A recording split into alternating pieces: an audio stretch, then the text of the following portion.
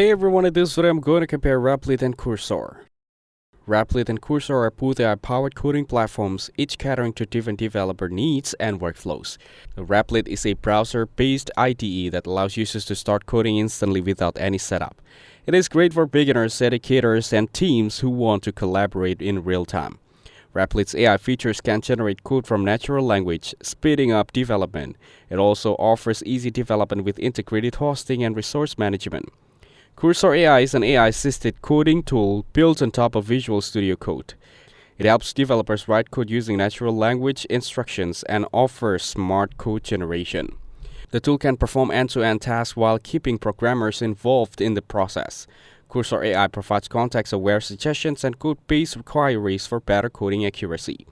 Overall, Replit is better for quick setup and collaborative coding, while Cursor is better for advanced AI features and precise control over projects.